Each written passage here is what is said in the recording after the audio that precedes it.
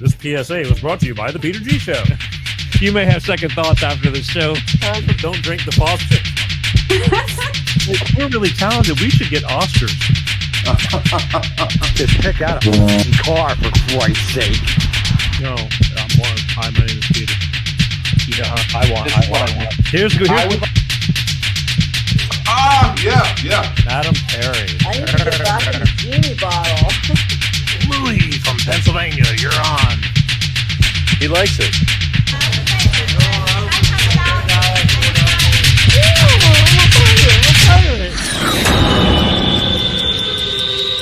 It's showtime.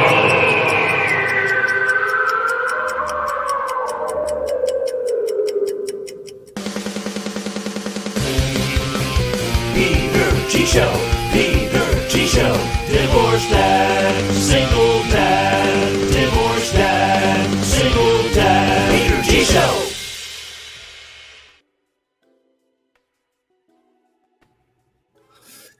Woo! That's right, it's showtime. And I mean right up to the very minute. Last minute. Still going. How the hell is everybody? It's Wednesday, and you know what that means. Life of Peter G, the Peter G Show, every Wednesday, like clockwork, 6 p.m. Pacific, 8 p.m. Central, and 9 p.m. on the East Coast, God willing. And damn if I'm not showing up like clockwork. So, thank God. How is everybody? Hope you're doing well. Summer, summer, summer. Can you dig it? I love it. I don't care if it's hot. I do. Go find an ocean to jump into or a pool. Make it happen. Make it happen. I don't like shoveling snow. I did it when I was a kid. That gets old. Kind of like cutting the grass. You know? You can't wait to get old enough and I want to push them over, and then you start pushing and going, shit, this isn't fun. Silly me. Not fun. I know fun. Pushing the lawnmower, not so much fun. It's a necessity now. Got to do it. Anyway, hope everybody's doing well because we're living in tough times and it's a bitch. But if we're here and you're watching, please share. Please. Subscribe. YouTube. Gonna beat these guys at their own game until they finally take me down. If they ever take me down, I kind of toe that line right at the edge there where they threaten me and then they kind of just back off. But then again, we kind of find this happy medium. And life goes on. But please, please, please, please share. That's what it's all about, sharing. You know, you can't love me or hate me if you don't know I exist. And there's a lot of people out there that don't know I exist, and we're taking them, you know, one little bunch at a time. And that's how it works. Just keep going. Even when you don't feel like it. Anyway, we got a great show tonight. How do I put this? It's Pride Month. Now, you're not going to catch me doing a whole lot for Pride Month because I believe there's all kinds of pride and a lot of things that deserve a lot of attention and stuff like that. But Pride Month kind of has me in a bit of a tizzy. Okay, you know, I get the struggle and all that kind of stuff, but there's a lot of struggles in the world, a lot of struggles in life. And so I have issues with dedicating a month, what you want to dedicate a month to in honor of, you know. So again, I'm not here nor there with it. I don't care. I accept it. You know, it's good, but you're not going to see me going crazy about it. However, timing is everything. A couple of months ago, I had my favorite lesbian on the show, Carol, because I like her. I mean, she to me, she was like she's the old school. She's the goat of lesbians. You know, she's a lesbian. She just wants to be a lesbian and let me live. So I put her on the show because I like that attitude. You know, she doesn't want any special attention. She doesn't want any special privilege. She wants to live like a normal human being. So I had her on the show finally, you know, and I enjoyed talking to her because some people, believe it or not, do not understand how it works or why it works or aren't that accepting. And you need to be, because we're all just human beings, no matter what. You know, at the end of the day, I think the key is, you know, if you're not hurting anybody, and you're just being a productive human being, it's like there's no harm, no foul. However, again, some people are still living in the Stone Age, and it's kind of difficult. So I brought her on the show to talk about it. Well, after that, I don't know. I can't pay attention to all this stuff because there's a lot of comments, this and that. But somebody found me and went on 2/3 of my platforms, if not more, and left me messages consecutively, repeatedly, left me messages. I want to be on your show. It's like, okay. Why do you want to be on my show?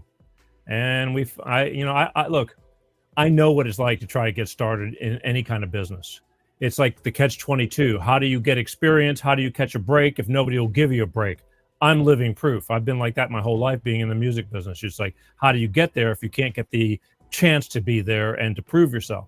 So I talked to this girl, and I said, sure, come on my show. You got to start somewhere. So that being said, in long form, tonight on my show, I have Vikki she's, in my opinion, she's an LGBT reality podcaster. She's a newbie to the podcasting. She starting out, and she did what I would do. She, dogged me until I answered her in a good way. I mean, she didn't really dog me, but I mean, it was, she put out a lot of messages to where I ended up seeing it, and I got my curiosity because I can relate.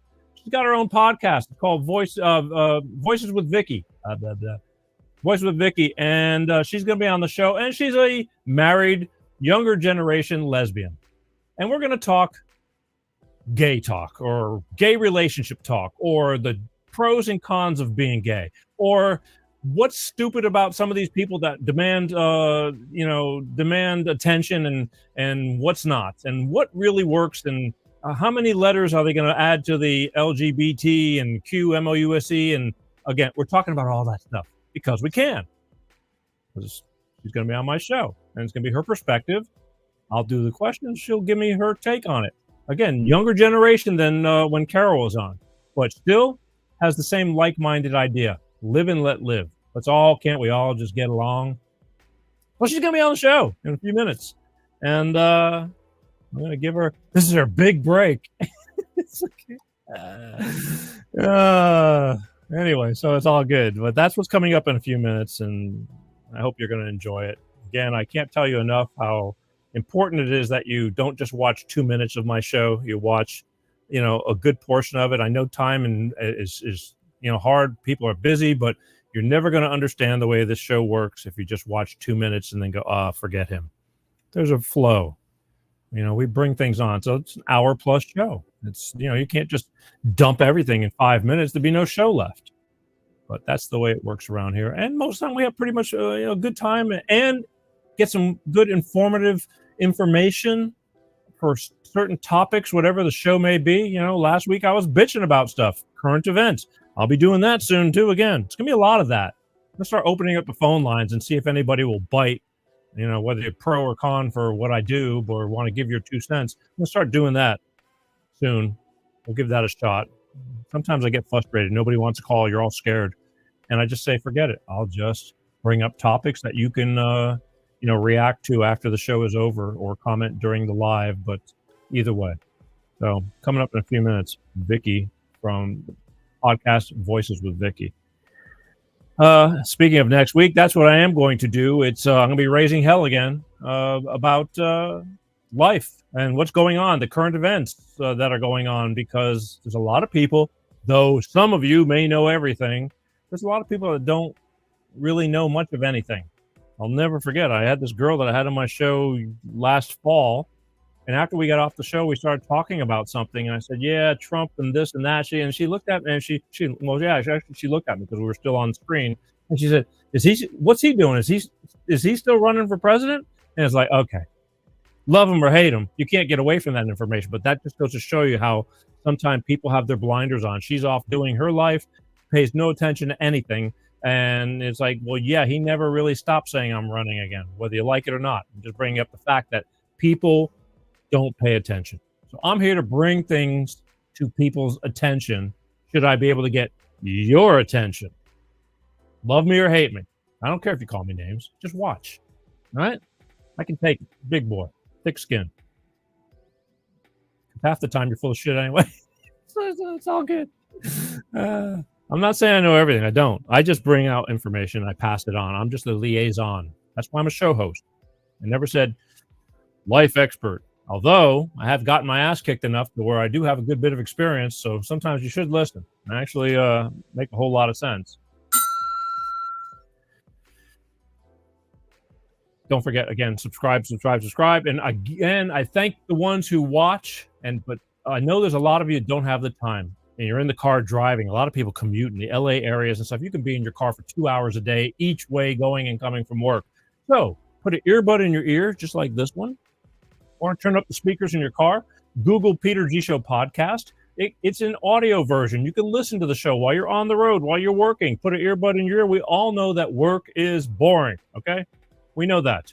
So listen. There's so many different shows and show topics. I really have learned that people really pay attention when they know that it's a topic that they can relate to. So it's important, okay? There's so many to choose from. You can listen to them on demand. A lot of people like to watch live, but please remember, you can find this. It's on all the different major platforms, your YouTubes, your LinkedIns, your Facebooks, again, Rumbles, BitChute. And then when it comes to audio, 26 different platforms, Spotify, Amazon Music. I'm telling you all these things because, believe it or not, I run into people all the time that are tapping and writing me. They go, "How do I find your show?" It's like, are you freaking kidding me? I don't mean to get upset, but it's like, Google it. Come on. Let your fingers do the walking. I'm easy to find. Peter G Show. Type it in. Peter G Show. If you want audio, Peter G Show podcast. Just audio. I like when you watch the show. Sometimes there's some stuff worth looking at. Not necessarily me, but sometimes there's some videos and stuff. All right. Real quick, 2 things I want to talk about real fast, and then we're going to bring Vikki on. Last Sunday, hang on.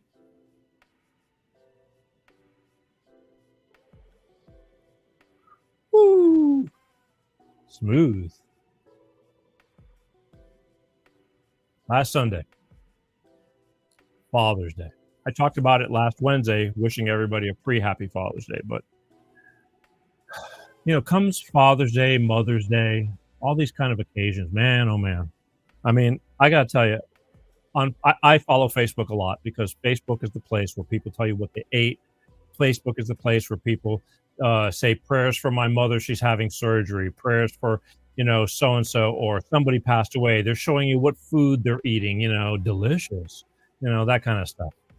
And I follow, I watch because I try to do things that people want to hear and see. And man, it gets me every time. I mean, Father's Day, so many beautiful tributes to both fathers here and fathers that are gone. And I mean, it kills me because, you get so many that are like, happy Father's Day to my father in heaven who's been gone for, 14 years. First year without my dad. This goes for mothers too, okay? But we're talking about Father's Day. It just eats me up because I was fairly lucky. I had a reasonably normal upbringing. It had its ups and downs. Don't get me wrong. I think every family does, but I know not every family has that opportunity. Some people don't get that opportunity. And it's like, oh, my dad was never there. Or my dad used to beat me. I mean, this stuff happens. That's why we talk about this stuff on this show. But in general, I think it's beautiful that, like, best dad ever. It's like everybody who still has that love talks of, that's your father, it's your mother, It's like, I had the best mom. I mean, you as a father, me being a father, I go out of my way. I stop dead in my tracks when my daughter's around me. She doesn't ask for it. I just can't help it. I just adore her. And she's been a good kid, which is now 18. But I mean, she's developing into a decent human being. And it makes me crazy. I'm just crazy about her. I feel like my mother when I'm fussing over food or things like that. And I just want to say that, like, again, Father's Day and Mother's Day is every day, if you're lucky enough to have that relationship, because one day they are gone. And I'll tell you, I was real lucky. I got to be a pretty good aged adult before both my parents passed away, only within the past 10 years. But when it's over, it's over. and you can't take it back. And even though you may have great relationships, I did the best I could as they were aging out, and it was difficult at times. I wanted to rip my hair out, but you always have those regrets. No matter how, people say, man, you did a great job. What are you talking about? It's like, but in your head, you're like, I wish I could have done more. I think that goes with anything, raising your children, family, relationships, all that stuff. So all I'm saying is, belated happy Father's Day. It was great seeing all that stuff. Again, don't beat yourself up if you don't have the perfect relationship. Just do the best you can. It's all you can do, but we're only on this earth for a very short time. Make it count. Okay? If you have a bad relationship, take that experience and make it to where that will never happen again. Be better. There's a reason for everything. Okay? If you just keep falling victim to everything, I don't know what to tell you. Make it count. We're all here for a reason, and everything happens for a reason. I'm a firm believer in that. And next, one little housekeeping. Last week, I talked about Dr. Phil, on how he has left the Hollywood scene, gone to Texas, built his own little empire in studios, Merritt Street Media, and he's doing his own shows. He's producing other people's shows, like Mike Rowe from Dirty Jobs and things like that has come on. And I said, I like the fact that he said, screw you, Hollywood, because Hollywood's made life a lot more difficult for a lot of people. They're cutting out all these people that are here to work, and they don't care about them. And he's kind of started talking practical sense about the old shot of Rooney in the arm and things like that. And I said, well, I always thought he was under Oprah's wing, and I just believe that he's so strong now, and he finally has seen the light to say, screw this stuff. And, I don't care when you arrive, so long as you finally get there. Some people never will. And I started talking about Dr. Phil. I said, he's got his own media thing. There's nothing wrong with that. I mean, so far what I'm seeing, I wouldn't mind being part of that whole deal with, because he's doing real life, no baloney stuff. He's saying, screw you, Hollywood, screw the facade. And all of a sudden I'm getting all these comments. I don't trust Dr. Phil. And Dr. Phil is part of the evil plan. And it's like, okay, we'll find out.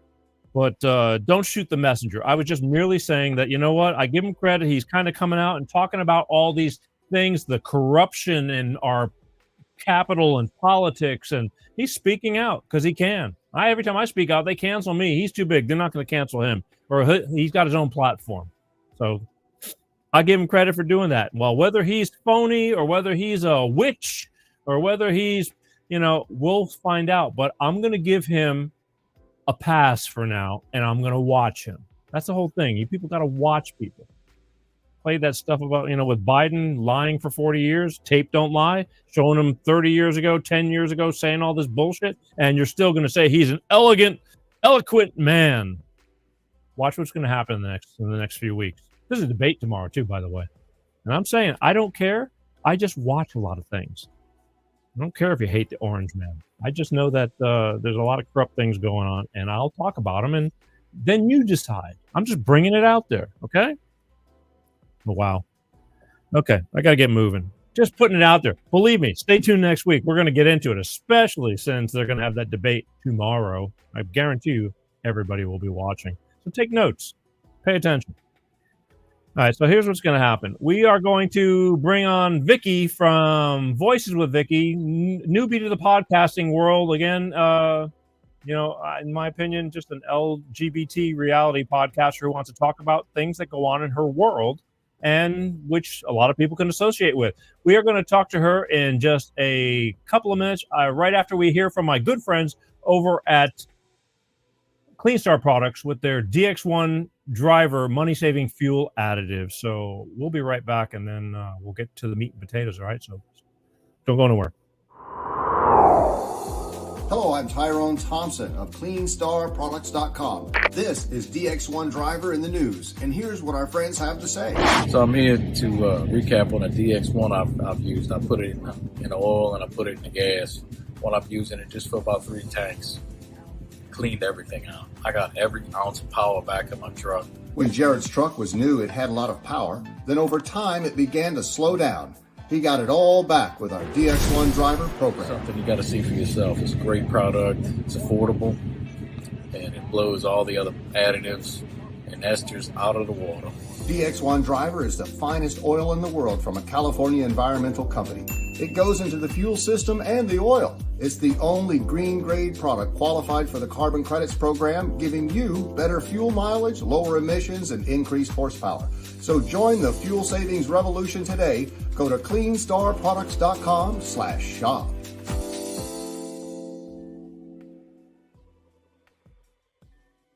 That's right. Clean Start Products with their money-saving fuel out of DX1 Driver. Listen, folks, anybody who knows me knows that I don't really say things I don't believe in. In fact, I don't say things. We just had a big discussion on if the money was right, would you?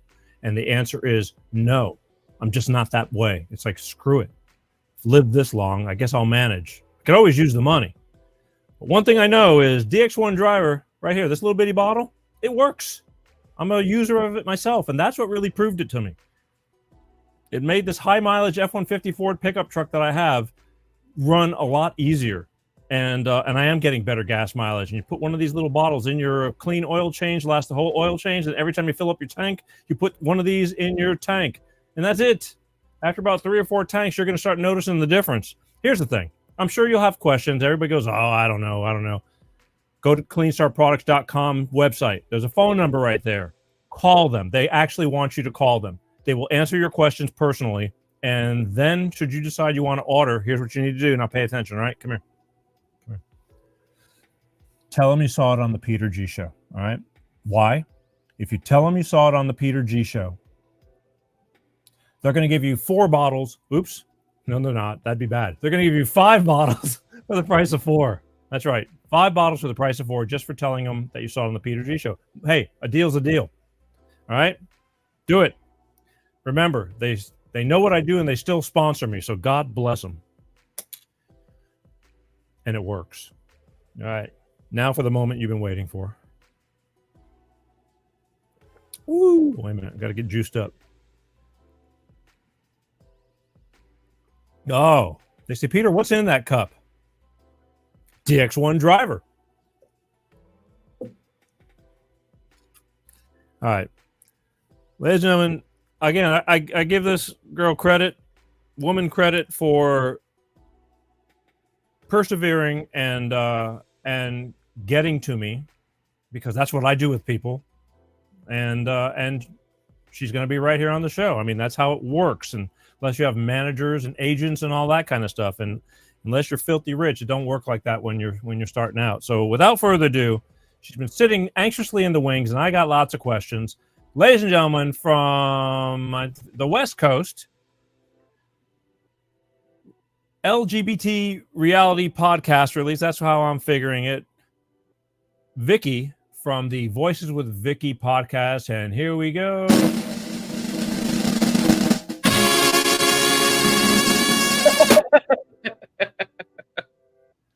Here I am. I've been waiting with bated breath.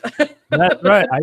I knew it. I saw you looking at your watch, like, come on already. Let's go. Yeah, I know. I just sometimes there's just more. I forget how many things I have to get out of the way first before I can get going, and I had more than I anticipated, but that's okay because we got plenty of time. Oh, anyway, real quick, Donna says hello, Peter. Hello, Donna. Okay, here we go. Sorry. Hey, I want to thank you we finally got together and we finally got going. I don't know. Again, it's been a couple of months since you started sending me messages. Before I really ask you about yourself and things like that, the one thing I wanted to ask you is, like, why did you want to come on this show? Why? Yeah, I think it was Carol, actually, your favorite lesbian. My favorite lesbian. That's what actually brought me to your show to begin with, because I didn't even know about you until I saw her go on your show, and it connected me up because it's all that's connected to her. So I was like, and she's always got a lot of interesting things to say, and I think she's pretty fabulous, and she's spot on a lot of it. And I was like, wow, this is great. He already is sort of in that realm of thinking. So perhaps at some point I can get on here too and talk about similar subjects. So I was like, hey, what do I have to lose, right? Well, you were in luck, because on top of it, after I thought about it, because see, I'm not, as I told you, it's like I'm not this gay pride or or alternative living lifestyle like specific talk show. I talk about everything, which is good because that's why I did talk about it. But I don't. And when you first contacted me, I'm thinking, I just did a show on that. It's like, when the hell am I gonna, I don't want to just bombard everybody week after week with, I kind of mix things up, except for my ranting. They're stuck with me when I'm ranting.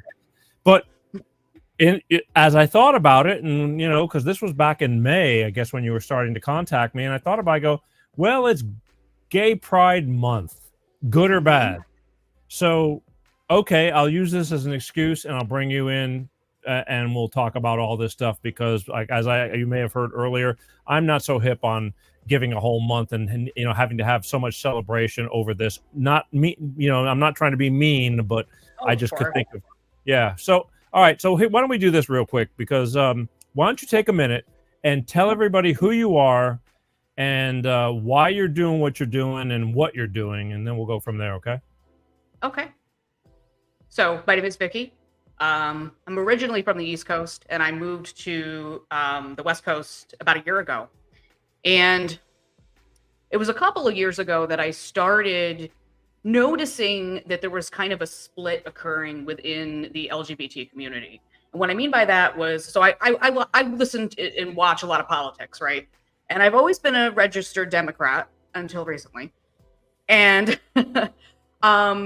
I started hearing these things from the conservative standpoint, that there were problems in the community, notably that they were transing children and they were medicalizing children, and this stuff with the trans ideology and all that was going on, and they were involving children in it. And I thought, gosh darn it, there's got to be no way that people would do that. What are people crazy? And I didn't believe it at first. I admittedly didn't believe that people would really be doing that, but I just kept hearing about it, and I started doing some research. And after I did some research, I figured it out that there's a huge sector of the gay community and even transsexual people that are like, hey, this is really happening. We have to do something about this and stop it. And so that led me through my research to a guy named Buck Angel. And I reached out to him and said, hey, I've been watching your stuff, and I know you do a lot of interviews, and I got a story to tell you too, just about my life and the discovery that I've done about this, and that it's changed my life, realizing that this is happening. So I went on his show last September, and I became a recurring guest on his show, and then started my own. So that's kind of the gist of the background. Gotcha. So let me ask you this, because it seems like you're really talking about trans stuff. You agree or disagree with it? So I've done in the research that I've done and the people that I've met, I've found that, well, and let me back up just a little. The first time I ever heard about being trans or being transsexual goes back a long time. So I was a teenager. I'm 37 now. And when I was about 16, 17, I heard of it, but I understood it to be a very rare condition. And it's a medical condition where you used to need a certain criteria medically and to be evaluated properly. And the medical condition, or what they call it, is gender dysphoria. And it means that, you're so unhappy in your own body and you'd rather live your life a different way than you are currently, and it's related to your sex.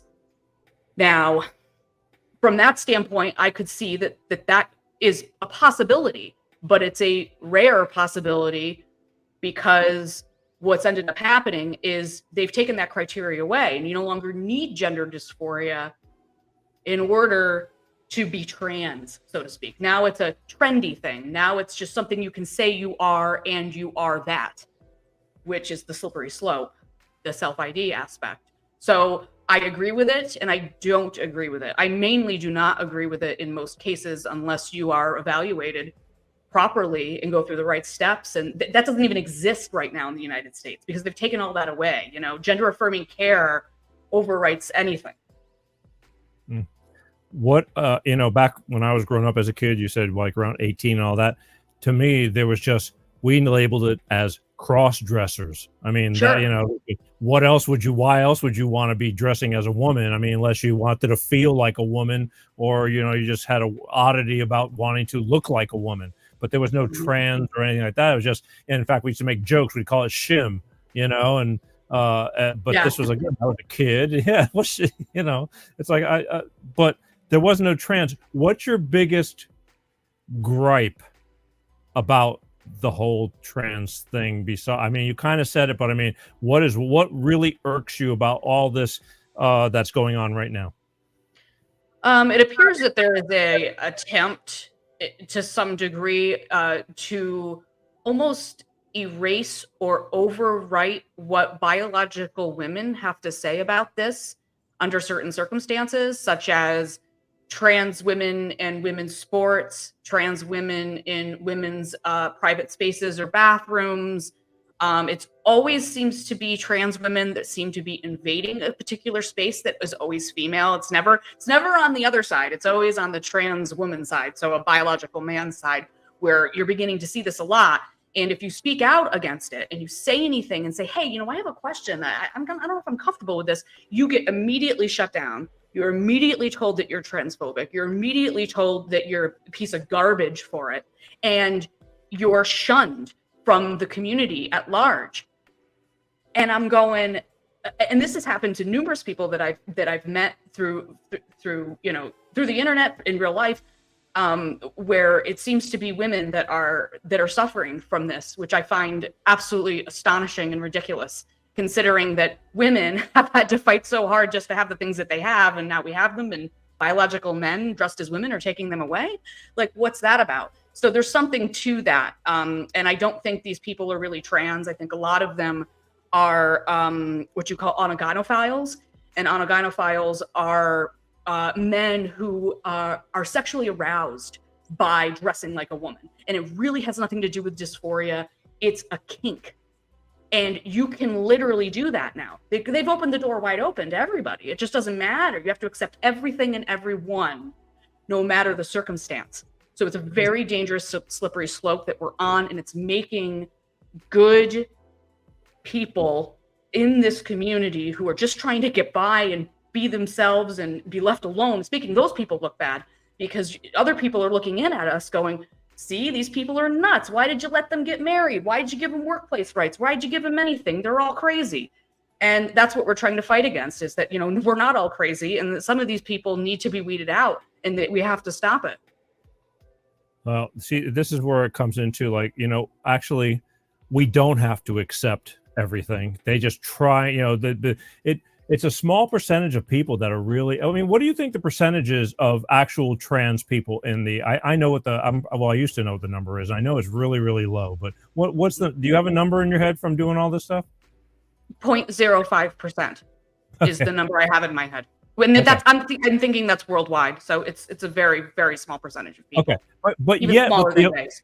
With the amount of screaming that you hear, it's on TV. Again, the media is just much to blame. Now, I understand that it's a rough life for anybody who wants to literally go through the hell of becoming a man or a woman, changing their gender because they truly believe it, and they're willing to go through all the ridicule and just the hatred and possibly losing your families, and it's not easy. The same thing. It's the same stuff that a lot of gay people went through back in the day and still do, telling your parents you're gay or something like that. But I'm sick and tired. This is why I can't cut some slack, because you're going to have to, you're right. The loudmouths are ruining this for everybody. And all of a sudden you're pansexual and you identify as a tiger. And what is a Sid? What is Sid? A Sid? Or Sid, something. I thought I heard Cis? I'm Sid. Yeah, sure. So a cisgender person would refer to somebody who identifies with the sex they were born as, is really what it is. I'm a cisgendered lesbian. So I'm born a woman, I identify with being a woman, so I'm cis. So Same goes to you, but you're a guy. You're a cis. If you're heterosexual, you're a cis het man. I mean, it's literally the stuff they've come up with is absolutely, it's insulting, I think, to people. This is where, again, there's so many, they're making shit up, they're pulling it out their ass, and I want to identify, and you need to, and it's like, again, you want to make believe you're an Afghan hound, go for it.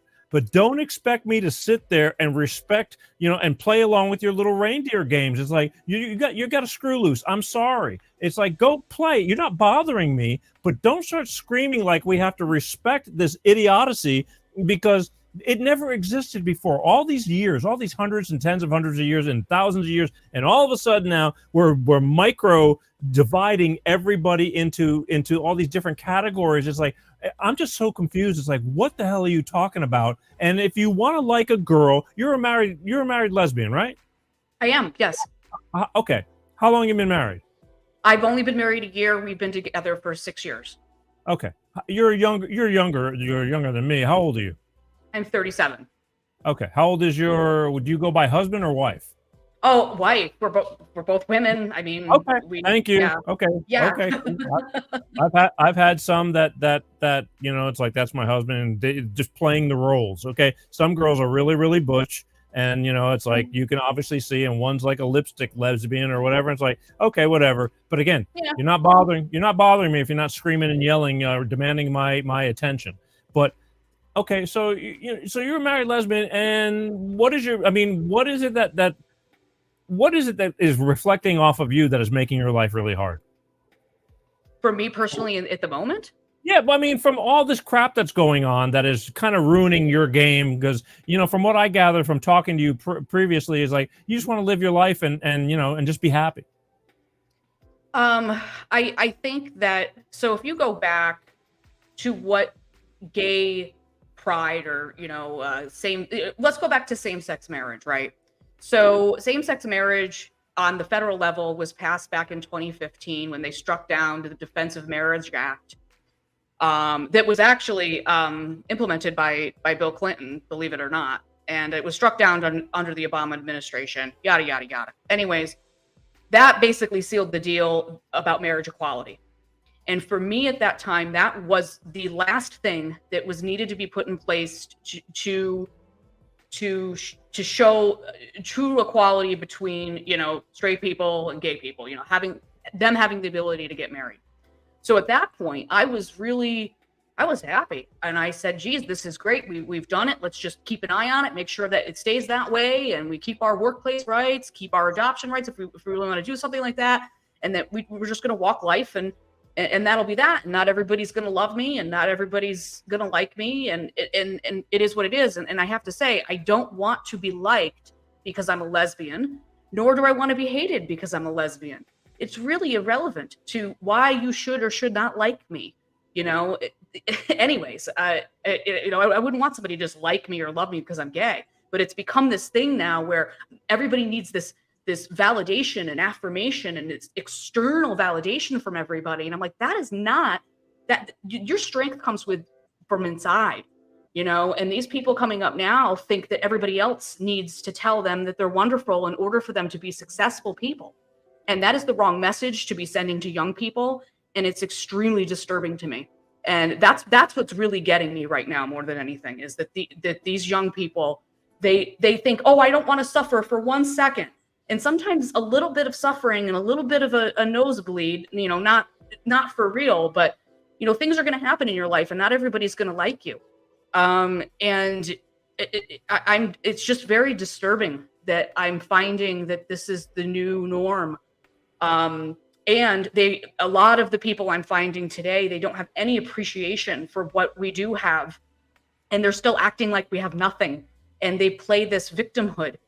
And it's putting everybody into the same bucket, because now the LGBT is corporate, right? So it's in the education system, it's in politics. All the corporations paint everything rainbow for an entire month. Like, we have all the power right now. We have everything.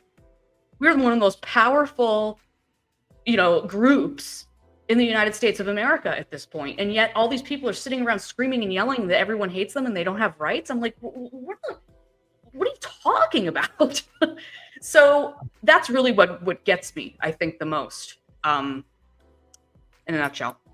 I just think there's too much attention being brought to this. Let's go. So you kind of touched on this, but what do you think about, because this bothers me a lot, diversity hire?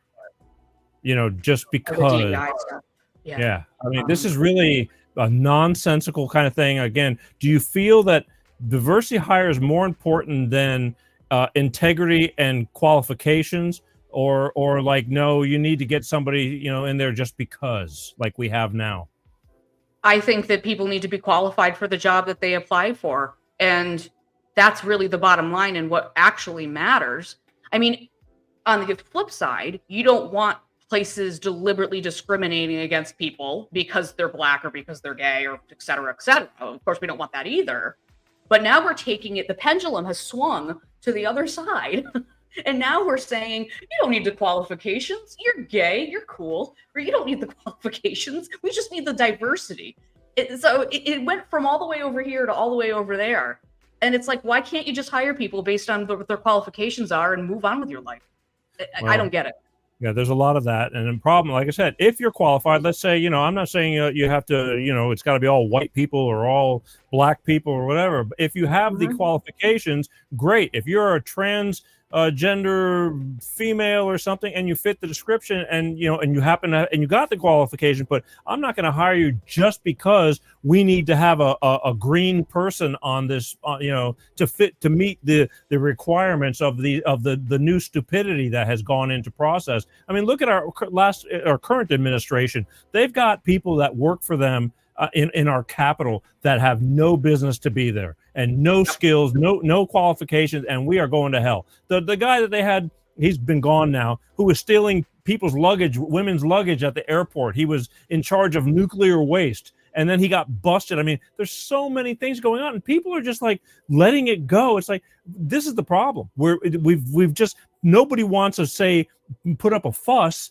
and they're just letting it all happen. And slowly we're just degrading and degrading. And not to mention the generation that's coming up right now, the younger guys and girls that are just feel like everything needs to be handed to them and be just because. So and there's no rhyme or reason for any of this stuff. Throw in they're gay or I'm pansexual, and you know, I get out of my gayborhood, and you know, this kind of stuff, screaming and yelling at the top of their lungs, and have there's nothing there. You know, this is the fight you're having to fight. Mm-hmm. Well, yeah, absolutely. All right, so your wife, and what kind of life does she lead? I mean, what's her complaints, or if any? You guys both on the same page, or does she have different issues that are going on, or whatever? I mean, so she's been an engineer for most of her life. So she's been sort of in a man's world, let's say, for a long time, a woman in a man's world primarily.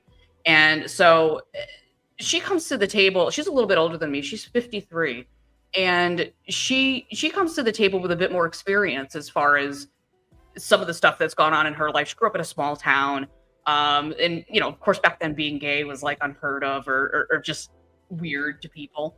So so there was that. And then she took on a livelihood that was primarily men, at least at that time. That's changed quite a bit over the years. I think that she's a very, you know, live and let live kind of person for the most part. And I think that some of the things that I've done on YouTube and some of the research I've been involved in has opened her eyes to some of what's been going on. I think she was just completely unaware and kind of not paying attention and just kind of going along for some of this. And so, you know, there's been times where I'm like, you know, honey, you got to see this. This is insane. Like, you got. Where do I tell you this story about this person or this thing or these people that I talk to? So she's kind of not, you know, she doesn't want to. I really want to dig in and talk to people about it. Where she's kind of like, you know what, I'm happy. I'm just gonna go over here and be happy with my wife.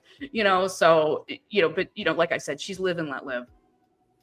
Okay, so what kind of trains does she drive? I'm sorry?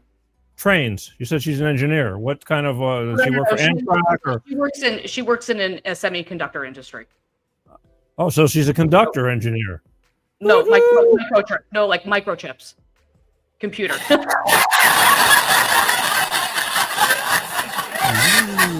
Oh, Peter. All right. The jokes are free.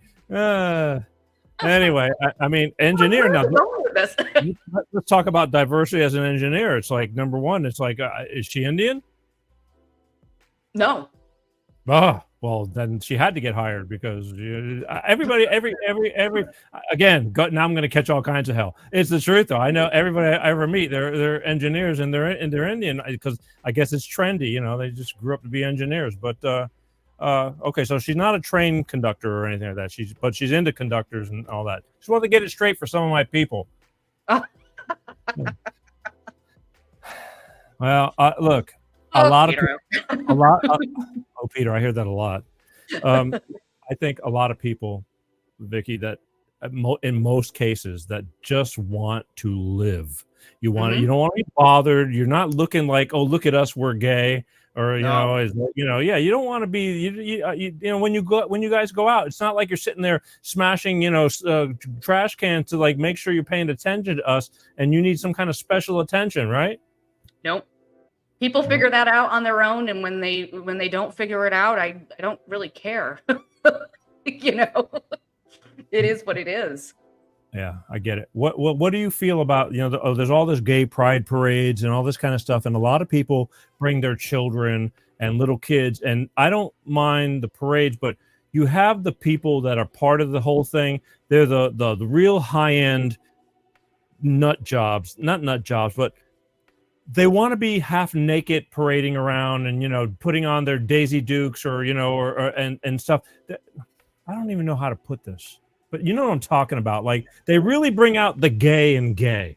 And some of these guys, these guys, I mean, they're walking around naked. I've had videos of they're at these parades or they have a loincloth or something like that. And it's like kids are just like looking and they're in awe, and the parents are just letting, it's like, it's just normal stuff. I mean, you think that's normal stuff? I mean, if you're going to have a gay pride parade, you have a pride parade with people waving and having floats and talking about awareness and beautiful and being loved in life, and that's it. But you got the ones that are really over the top. Look at that one that went to the White House and it was a trans guy and he flashed his boobs. It's like, there's the problem with what's going on. That was I mean, the outrage from the normal LGBT people was pretty high after that. And it was like everybody's looking at President Biden like, did you even know who you brought in here? Same thing. They brought Dylan Mulvaney.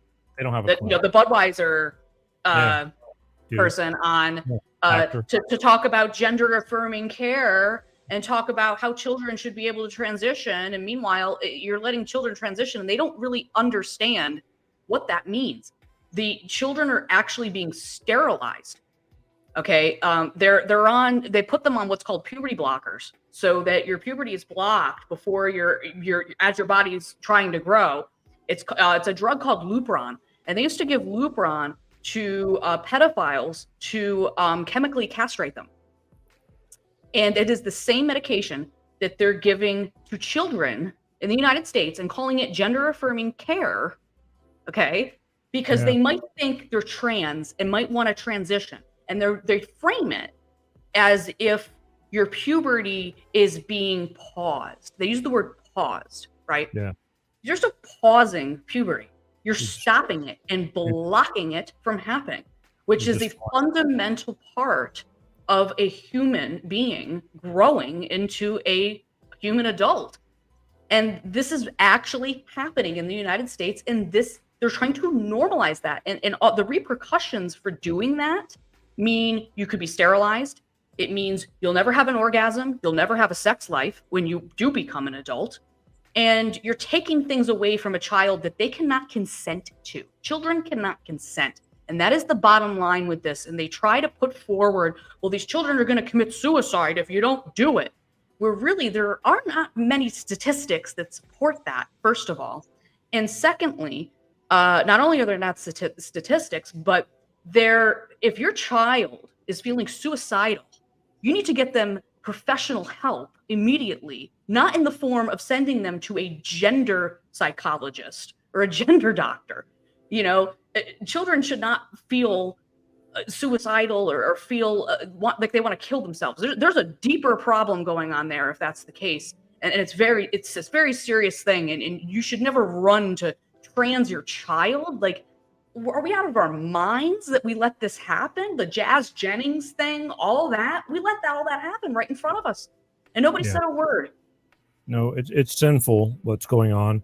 And again, psychologists, you're trusting somebody, especially all these pro-trans psychologists now. They're pushing the whole deal, you know, and you're trusting these people. And then I don't think any child, I mean, I even question myself at my age, you know, making decisions, you know, and it's like, I don't care how much they may think they want to do something at 8 years old, 12 years old, 16 years old, 25 years old. It's like, you really, when you look back at your life and you're going, God, I've done some stupid shit in my life, you know, and live to tell about it. But when you're messing with medical and changing yourself just because you're going through a phase, I mean, hell, what little kid and a boy hasn't worn his mommy's shoes walking around the house or something like that? They don't even know what they're doing. It's play. You know, play, and they're taking gender stereotypes and making that what's trans, which I find fascinating, because what the gay community has tried to say for years is that we don't want to be stereotyped. We don't want to be labeled. Just leave us alone. And now these trans trenders are turning around and pulling it back and saying, oh, a little boy likes pink and likes to play with girly things, they must be trans. And I'm like, this is nuts. You people are freaking crazy. Like, just stop it. And then because I'm sitting here saying this, I'm a piece of shit, I'm a bad person, I'm transphobic, I'm, you know, all these things. I've been called a self-hating queer for coming out and talking about this, which is another thing, that this whole queer business, everybody's queer now. Nobody ever said that was okay to normalize that freaking word. That's always been a slur. And now all of a sudden it's cool to say and everybody's queer. And to me, there's no more self-hating thing that you can do than refer to yourself and other people around you as queer. Yet I'm the self-hating one. So I find that very interesting. It has become like a cult in some respects. And if you are not lockstep with everything that these people are saying, you are ostracized and you are shunned. And that's really problematic and troublesome and disturbing. And I mean, I could go on for hours. They've made it, it's a very fine line between clever and stupid nowadays. It's just, I think, and kids are so influenceable, you know, you can easily persuade kids and, you know, to make things like it's okay. It's like, you know, just like drug addiction, there used to be commercials like, here, try one, all your friends are doing it. And, you know, and again, I know growing up, again, I grew up in my mid-teens and things like that, in sneaking into a gay bar. I've talked about it many times because we were able to get in. And then that's what introduced me to, I started, you know, seeing all this stuff. But I'll tell you, I was never gay. I just know I'm not gay. I know I became friends with some of these people, drag queens that worked in the thing. But I was never gay. If I was gay, I would have gone that direction. But the thing is, there's not a, there's the, I'm not gonna make that. There's not a hinkling of me wanting to be gay. It's just nothing bad about it, nothing wrong with it. It's just I'm not gay. And for those who are, okay, you are. But in other words, I just can't make believe that I'm gay. But yet you got a lot of people that are very, you know, they'll do stupid shit. They'll do things that they, you know, just to do things, and they're ruining it.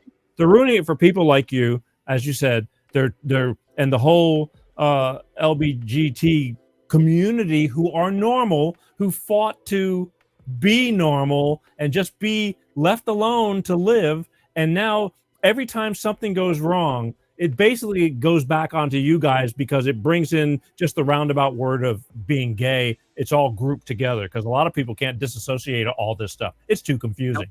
Just gay. It's gotten ridiculous, to be perfectly honest. I mean, so the L is lesbian, the G is gay, the B is bi, the T is trans, LGBT. Q used to be questioning, and then at some point it changed to queer, which again, I have a huge problem with that. I think it's freaking weird. That's a whole other rabbit hole we could go down. So LGBTQI, I is intersex, and intersex got woven into this, I think, from these trans people trying to prove themselves and prove that trans is a real thing. And so they roped in intersex people into the conversation, even though I think most intersex people really don't want anything to do with this. And I don't know if I should call it a birth defect, but intersex is a totally separate, irrelevant thing to the rest of this situation. And somehow that's on the list now. So LGBTQI and A is asexual. So that means you don't have a sexuality. So I'm like, why is that a thing? Yeah, and then there's plus, and don't even ask me what the plus is. Plus means let's just keep inviting everyone in. So we're so inclusive that we're no longer inclusive. It's just gotten ridiculous. And it used to just be about sexual orientation. And that was what it was about for many, many moons. I have older friends like Carol that can it can tell you that that's mostly what it's always been about. Occasionally there might have been a trans person that came into the mix, but I think the trans stuff got popular after the same-sex marriage became legalized. You know, Human Rights Campaign, GLAAD, these big organizations that were backing us at the time for us to establish those rights, you know, they were kind of supposed to just pack their bags and go home after we, or for the most part, right? But they didn't, because they have all these people to pay and these seats to fill and office jobs to, it's all about money and keeping jobs and keeping the donations flowing. So they picked another, another topic to say, oh, this is a problem, when it really wasn't a problem, right? And I have to admit that I fell for that in the beginning, because I was coming off that high, right?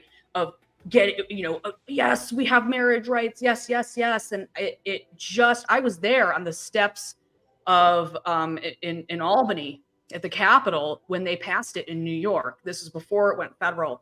But when they passed it in New York State, where I originally lived, I was there that day and that evening. And it was a wonderful, beautiful thing, because it was about peace and love.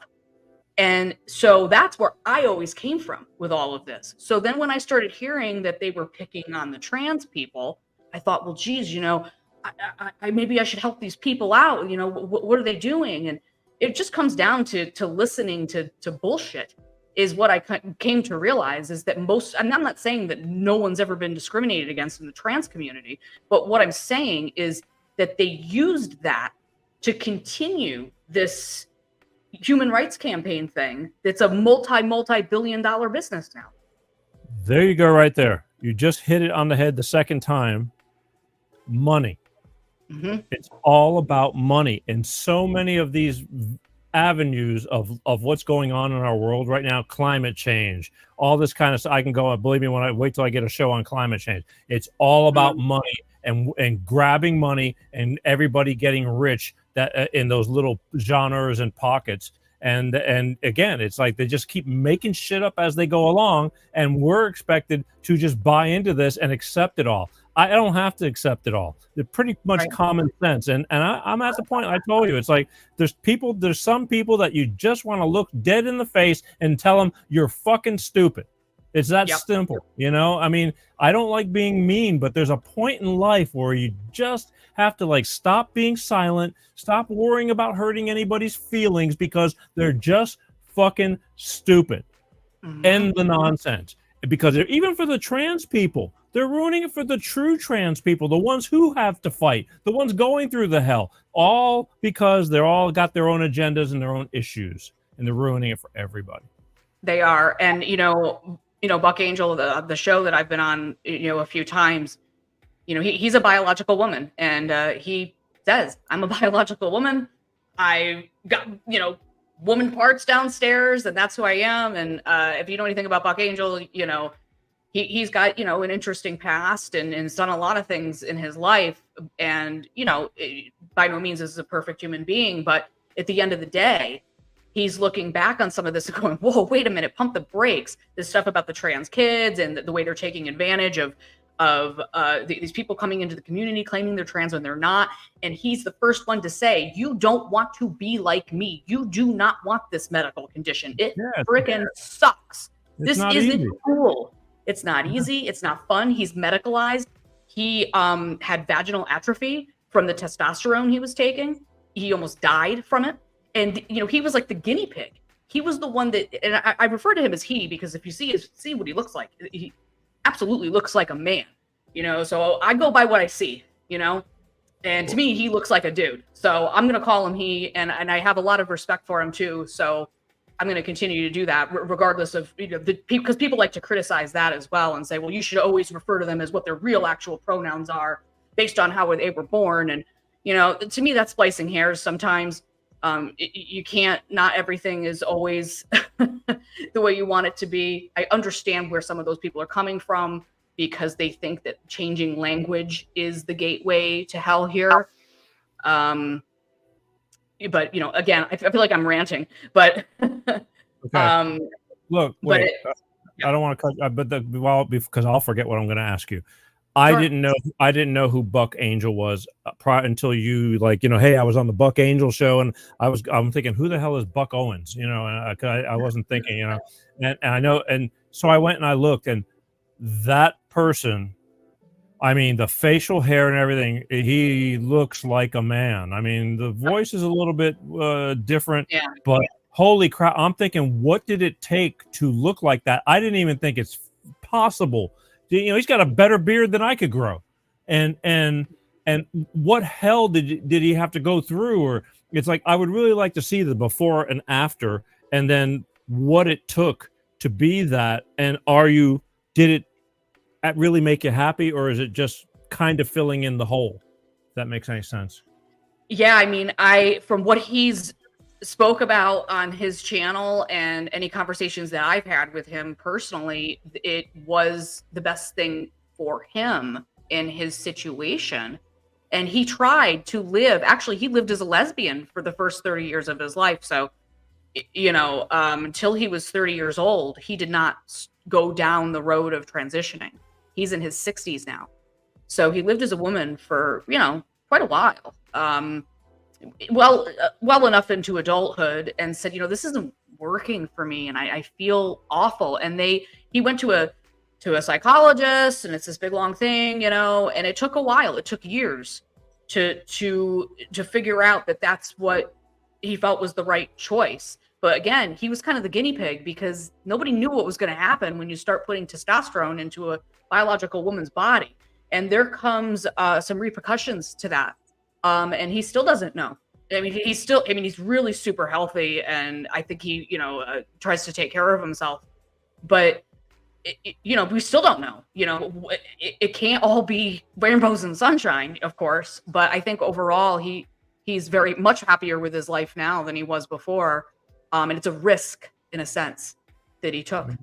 Yeah, you're messing with Mother Nature. And but honestly, if I was sitting at a bar next to Buck Angel, you would have fooled the living shit out of me, because normally you got guys dressing up as women, you know, and it's like you don't see as many. I mean, you'll see butch lesbians, plenty of that around, you know. It's like it's pretty much identifying. I mean, short haircuts, you know, just dressing the part. But a trans man, you know, woman going as a man with, I mean, I would have never figured the difference. And, you know, just if you didn't tell me, I would say, get out of here. So that takes commitment. You really have to want to go through all that. And those are the ones that are getting, you know, I think are feeling the pain the most, because you got all the idiots ruining it for people who are the true blue. Look, I just got to do this. You may never understand, you know, but I got to do this for myself. Right. And it, like you were saying, that, you know, it takes a lot of commitment, and I've actually learned a lot from speaking to him and then other trans people that I've met after that really do feel this way, and it's a big deal to them. And I feel sorry for a lot of what's happening in this world right now with the trans stuff, because they're all getting thrown under the bus. And I don't think that's fair either. But women are getting thrown under the bus too. This stuff with trans women and women's sports and Buck and other people I know, they don't agree with any of that. They're like, what the fuck are you doing? Yeah. Sorry, but it's not right. I blame this on these organizations who are too scared that they're going to offend somebody. They should have stopped these men from competing in women's sports right at the very okay, you want to be a woman, but you can't play with women. It's just that simple. It's like, and screw it. I think they're starting to catch on, but everybody, just like I noticed it more with like on LinkedIn, which is a platform that I belong on because it's kind of business oriented, and I do this I got a lot of TV people and things on there. And I noticed when the trend started with, putting your pronouns, he, him, she, her, and then everybody jumped on board, and I'm going, I remember that. Yeah, and I'm looking at it going, I'm going to wait a while. I'm going to wait. I never did it. And now, but neither did I. But years later, I still see these pronouns on there. Now, it's one of two things. Either they got lazy and they never changed it back, or they bought into the whole program and, they're that kind of, they're that person. I'm not saying they're bad, but they're just hook, line, and sinker, playing the game because it's the thing to do. And so they follow the protocol, which is stupid. Right. And that's the thing. It's like, if somebody asked me what my pronouns were, I mean, I'd be a little annoyed because I think it's pretty obvious that I'm a woman. You know what I mean? And it same goes for people like Buck Angel. Like, I mean, obviously he was trying to pull off being a guy. So, I'm pretty sure that's what he wants to be called. Yeah. But they started throwing in all these other pronouns and all this other garbage that's falls outside of him and her. And it's like, and that's confusing as hell. That's the other thing is it's confusing people. So when you start confusing people, then that leads to upsetting people, which leads to angering people. And then these people turn around and say, see, look, you're so mean and awful. They're just gaslighting the shit out of everybody all day. Yeah. Well, again, the stupidity cup floweth over when they start adding all this stuff and just making up things as we go along, and just because somebody wants to be different than the other one. And I mean, non-gender, it's like Stevie Wonder can see this, it's stupid. It's just stupid. You don't want to, you have a gender, whether you choose to use it or not, it's another story, but you have a gender. It's real simple. I mean, it's black and white. It's very, very simple, but we're allowing these people going, okay, if that's really how you feel, then okay, we're going to figure out a way to make you non-gender, and play your little game. It's like, they need a good swift kick in the ass. It's like, grow up, stop your little whining. You're a boy or you're a girl, and that's it. You don't want to participate. Don't. It's real simple. Don't, but stop the bullshit. And that's where I get aggravated. Too many games going on, and people just trying not to offend everybody. I don't want to bother them. So it has become a game, and even people with I think I mentioned earlier, people that are part of the community. I've started to say it out loud. I don't want to be a part of this community anymore. I don't want to be associated with this anymore because of how scary it's gotten, how it's like Marxism and total authoritarian thinking about, you must think like this, you must do things like that, you must do fill in the blank, and if you don't, there are consequences. And you're like, what the hell did I just walk in on? So all these tolerant and loving, the tolerant and loving left really isn't so tolerant and loving. So I've distanced myself from a lot of it. In the Pride Parade stuff, like, I don't even really care that much anymore about it. When I was younger, it was neat to me because it was, when you're young, especially when I was 18 or so, there were still some issues with the gay stuff, and not all laws have been passed, and we were still not quite there yet. So for me, I looked at it and said, wow, these people are going and they're marching and parading like they have since the 70s, and they're still trying to get all their rights. And I thought, well, that's great, and let's do this. That's what it was for. in my mind. Now I'm not really sure what it's for and why there needs to be an entire month dedicated to it, because not only is there a month, Peter, there are other days, many other days on the calendar throughout the day, throughout the year, that are reserved for trans this and trans that and all these different things. Every day. Yeah, it's basically, it's constant. And that's another thing that's ticking people off. It's like, would you stop? Like, it actually, I used to get mad when people would say, oh, you're shoving the gay stuff down people's throats. They used to say that back when it wasn't really happening. But now it's actually happening, and now they're actually right about it. And that's what makes me cringe. I want to know who's putting this stuff on the calendar. I mean, everything from National Hot Dog Day. I mean, every day, if you really look, there's some kind of national bullshit day. Now, there's something going on. I mean, there really is. I want to know who's putting it on there and getting away with it, and it's sticking. And right. Every day, National Secretary Day, National this, National that, National, Love Your Dog Poop Day. I mean, it's just dumb. Right.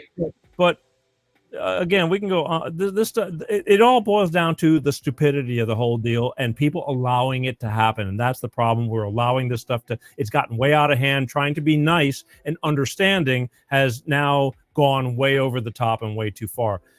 Is there anything like a certain issue that's really, really under your skin? I mean, from everything that you're doing, I mean, you started this podcast. What is really, if you said, I want to do this issue because to me, it is like one of the biggest, most problem-esque issues, what would it be?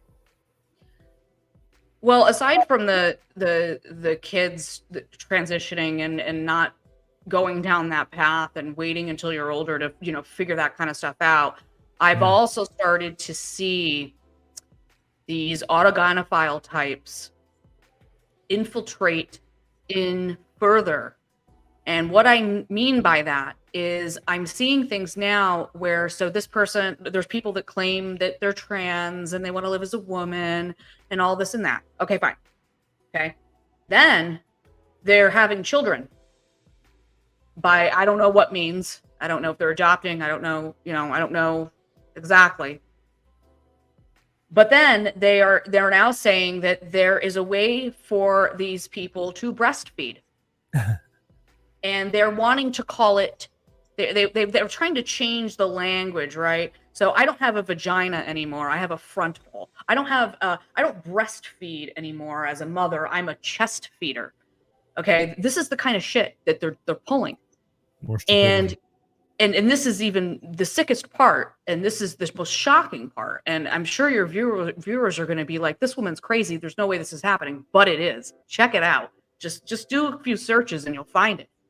They're giving themselves certain hormones to allow themselves to begin lactation of some kind, or to there's a hormone that induces that or starts that, right? Does it work? It depends on how much how long and what you're doing, but the breast milk, it's all just chemicals essentially. Because when women breastfeed, part of that whole process occurs after you give birth. It's the cycle of how life just naturally occurs, and they're doing these things artificially. And there are doctors out there that are saying that it's okay, and that it's just as healthy as getting the milk from the shelf at the store. Yeah. And I think to myself, okay, even if it isn't dangerous, which we don't know. We don't have the real freaking data to know that. Come on. We don't know. We don't know what's going to happen to those children long term, if they're going to have like problems or whatever because they're a man breastfed them artificially with pumping themselves with hormones, okay? We don't know. The verdict's still out on that.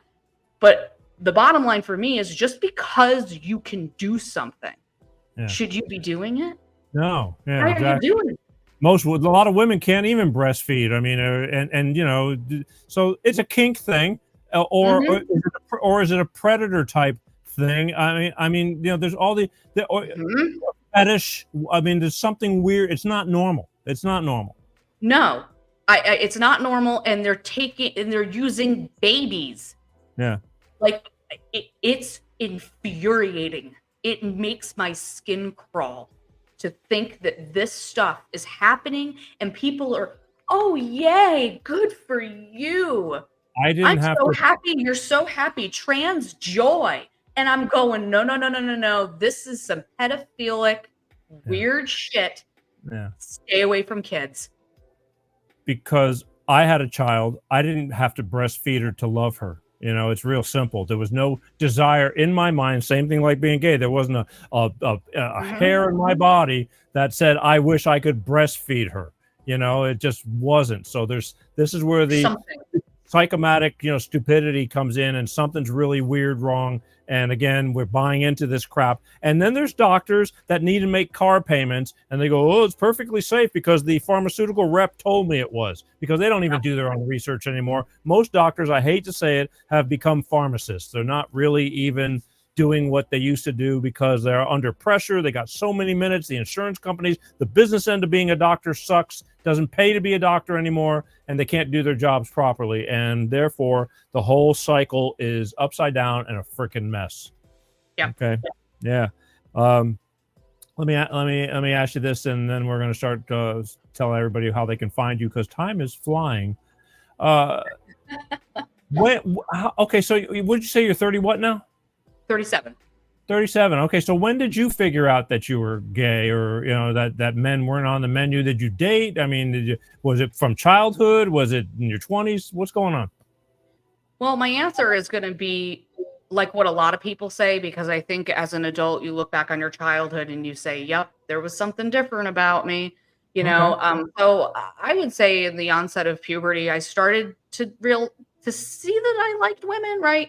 But I didn't really make the connection totally. And I was a pretty precocious kid, and I knew pretty young, but I didn't fully know, So as I grew up and got into my teen years, got, to adult age, I mean, the first people I ever dated actually were girls in high school. I dated women before I dated guys, really, when you look at it seriously dated. And I dated a couple of guys in between the ages of 18 and 20. And it just never felt totally right. And I always felt like I was doing them wrong because I was like, I'm not into this, And so I really never looked back after the age of 20, honestly. And I've never really had a desire any other way. Okay. I get it. I just wanted to know on your end, because look, back when I was 16, 17, and we snuck into this gay bar and continued going on the weekends because we could get in, I got to know somebody, and he was a sweet guy. I mean, he was a nice guy, and he explained it to me the way he felt. He said, and it always stuck with me because this is how I've understood and accepted everything. He says, what if you were born with a male body, but somehow, with genes, the gene pool got a little bit messed up, and you're born looking like a male, you walk like a male, you talk like a male, but there's something inside that just makes you feel like, you're a girl, or you like guys, or however it is. And there's all kinds of things. I don't want to say birth defects, but I mean, I contribute, to the same thing. There's people that are born with birth defects because things got hormonal mixed up, or and the balance got interchanged, and that's the way I look at it. It's like, I don't consider it a birth defect. I was just using that as an example. Like, things can happen because it's science, or a miracle, if you ask me. But okay, so, and he said, I just don't feel like I'm a man. I'm a man, but I like men, and I left it at that and never forgot that. And Yeah. I mean, what do you think how else would you explain it? Because there are people that'll say it's impossible. You just being gay because you up here want to be gay. That doesn't work. It's interesting because I've talked to, people come from religious standpoints on this stuff. They come from psychological standpoints on this stuff. And I've heard a lot of different things. And I've even explored it myself, wondering, well, geez, how did I get like this? What does this mean? And is it really, am I harming something? Is there something wrong with me? I mean, I went through all of those things, as a lot of gay people do. And I have, once you, obtain the confidence around who you are. And that's the thing. That's the message. It's like, if you really think you're trans, then okay, go do what you need to do and be trans, right? And I'm finding that these people are not really that confident in what they're doing, which is why they need that external validation so badly. I never needed external validation for my sexual orientation. I really didn't. I was like, yep, this is who I am. I like women. Get over yourself. And believe me, I could tell you stories of people being complete assholes to me about it back when in my teen years anyways. And I didn't have all the tools back then to defend myself like I do now, you know. And by tools these days, I just walk away. I mean, it's just not even, I don't even get harassed. That doesn't even happen to me now. It just doesn't. But Vikki, the thing is, but you know, deep down inside, you just said you were with men and it just wasn't happening. This wasn't some conscious like, hey, you know what? I just want to like cows. You know, I want to be cow sexual. You know, it's like, you know, moo moo buckaroo. You know, it's like you didn't just do that. It came from within.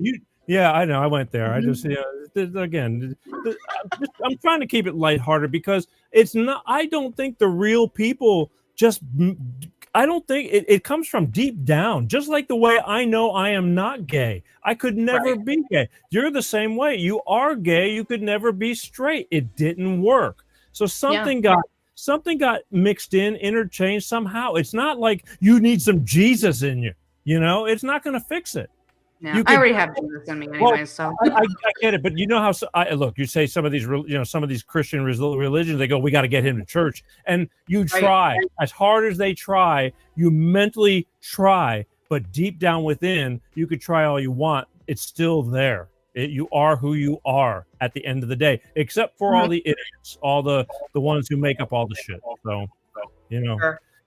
All right, so you are who you are, and why don't you tell everybody a little bit about, you just started your podcast, but I mean, do you have any kind of have you started on a schedule or anything? Are you putting things out yet? And how, what are you going to be talking about? Because we got to go here soon.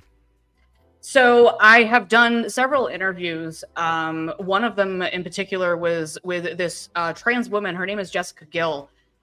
She's fabulous. She has done a Jubilee debate on YouTube. If you look up Jubilee, you'll find her, and she has her own channel as well. I did an interview with her, and she is a conservative trans woman who is also, a Trump supporter, the whole nine yards, which is fascinating because you don't see that as often, at least in the mainstream. And she is in the fight for saving women's sports and keeping trans women out of women's sports.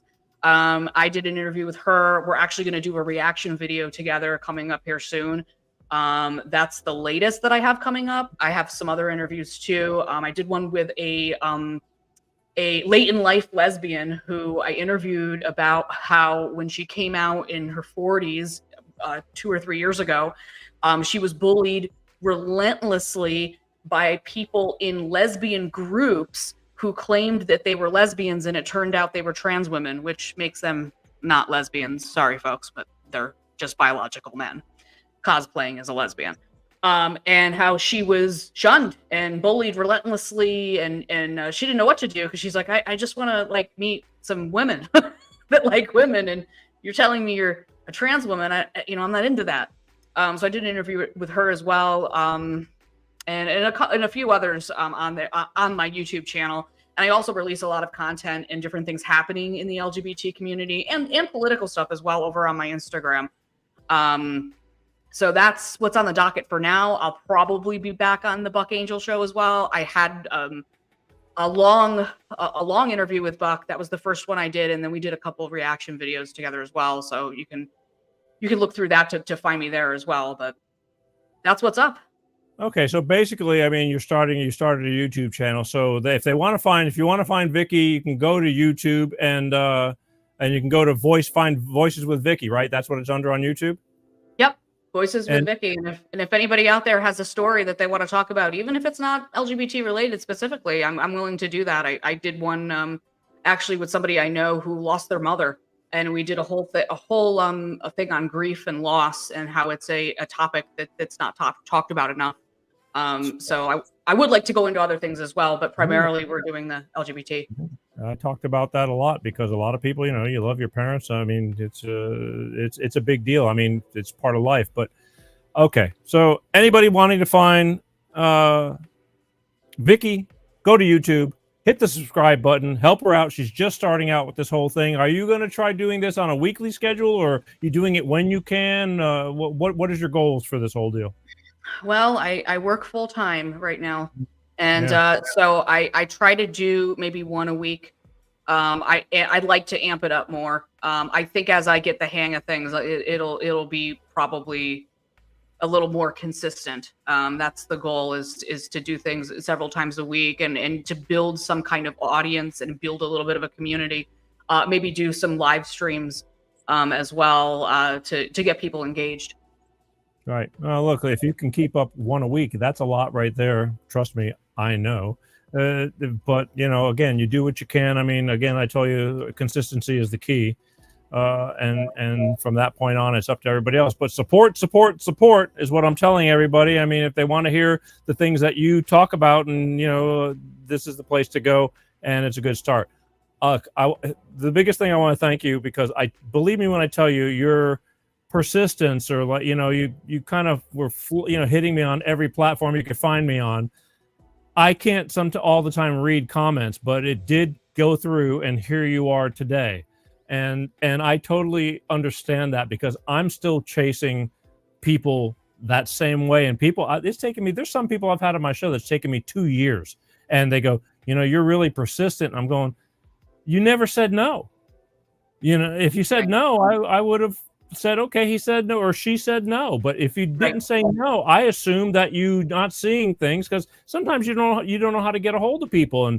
But there's times when there's so many comments. I quit reading a lot of comments, as we talked about earlier. Just too many. You just quit worrying about it. But you got through. Everything happens for a reason. Here you are. So now you're on the Buck Angel show and the Peter G show. So for what it's worth, you did two ends of the gamut. Right there. Yeah. Got a double whammy. So I thank you for, again, we finally got it together. I know you've been traveling, and you had some things in your personal life you're having to go through and all that. Again, life's a bitch. If you survive, you do make the best you can out of it. But you made it. You did it. Done. It's in the can, and we'll go on from there. And who knows? Maybe we'll do this again sometime, talking about something else. I think we said about talking about regular life. We were talking about something. Dysfunctional families. Right up my alley. I love talking about that stuff. So it's all good. All right, last look. Everybody, take a wave to everybody. Get a hold of Vikki. Go to YouTube. Hit her subscribe button, please. Help her out. She's also on Instagram. She does a lot of stuff on there too. And, you got to start somewhere, and it all starts with one.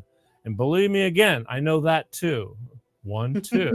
So I thank you again for taking the time. I know we've had a lot of communication these past couple of weeks trying to make this work, and it was even iffy up until we got to this point, but we made it. So thank you. I love you for doing it.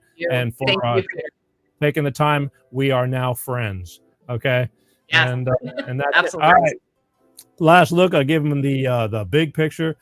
Vikki, right there. Go support her. Go hit the like, subscribe button on her Instagram and on her YouTube. And I think you said you're starting a Facebook channel too. Is that true?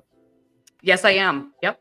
Okay. Well, I live on Facebook, and it might be considered old people platform, but old people have problems too, and understand things more. And I think it's still a very crucial platform to be on. So again, thank you, and we'll talk to you soon. All right. Thanks, Peter. I appreciate it. Talk to you. Bye. Uno momento.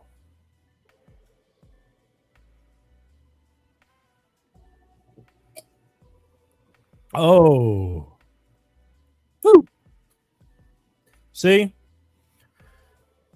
Certain things you have to... I consider every show some form of education. I do. If you're a homophobe... And believe me, I still know people, and it's like, I'm into that gay shit. It's like, little by little, you don't just jump down their throats. And if some people will go to their graves being the way they are, and that's just the way it is. You can't win them all. But it's shows like this, If you were to bump into Vikki on the street, it's like there's no, she's not out there being flamboyant and in your face about respect me, flying the flag, whatever. She's just a person who has a sexual preference, who wants to live life and be happy. Simple. Just like me. I want to live life, I have a sexual preference, and I want to be happy. Hi, my name is Peter G. You're watching Life with Peter G, the Peter G Show, every Wednesday like clockwork, 6 p.m. Pacific, 8 p.m. Central, and 9 p.m. on the East Coast. God willing. I want to thank you for watching the show. Please don't forget, next week, I'll be raising hell again. I got a lot to talk about, especially the debates are tomorrow night, and I'm sure I'm going to have a ball with that one. So we're going to be talking about things. You're going to either love me or hate me. As long as you watch, I'm good. Once again, you can't please everybody, and I have a lot of people that are very close to me that I see posts that they post, and I'm saying, I don't know what kind of pot it is that you're smoking, but that shit is too strong, and you need to stop, because I don't understand what the hell, unless you're doing something else, but something needs to get leveled out, because I don't understand where you're coming from, but I still love you. Maybe we could work this out, or maybe you can explain it to me. And that's why I do this show. So maybe we all can learn something. All right. Don't forget, last chance. Go to Vikki's YouTube, give her a little click, subscribe. One at a time. Believe me, I know the struggle. I think I've been doing this show now for 140 years. Something like that. 143, something like that. It's a bitch, but somebody's got to do it. Hi, my name is Peter. All right. Again, subscribe to the Peter G Show channel. Got to fight the YouTube people at their own game. We're on all the different platforms. Facebook's like, share. Sharing is caring. All right, folks?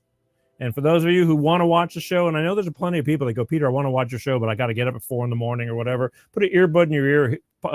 Google Peter G Show podcast and find the audio version. Take it with you while you're driving to work or while you're working. If you're doing landscaping or whatever, you can listen to the show while you're working. God knows I'm always listening to something, or whether it's music or even my own shows, to see what the hell I'm talking about and make sure that we are, running a good steady line of entertainment with a purpose. All right. Lastly, be kind. I tell you this every single week, and I can't ever say it enough, because it's really important. Life is really busy. Life is really stressful. A lot of money issues going on. They've got us. They backed a lot of us into corners, and a lot of shit is going south. And it makes things harder for you to breathe, to deal with, and you start getting it up to here. Take a deep breath. It's temporary, I hope. Think before you speak. And you don't have to be an ass. You don't have to take a lot of shit from people, but you don't have to be an ass. Be kind. Life is so short. I'm watching time fly faster. I mean, it seems like when we were younger, everything was an eternity. Summer was an eternity. Now the years are just flying by. I'm trying to make the best of it, but it's hard, because I'm keep on trying to reach for higher, elevation. Going for things that I really want to make a difference for you and for me and for the people that are in our, that are surrounding us. All right. I love you guys. And again, my name is Peter G. Thank you for watching Life with Peter G, the Peter G Show. As always, I love you guys. Peace out. Peter G Show, Peter G Show, Divorce Dad.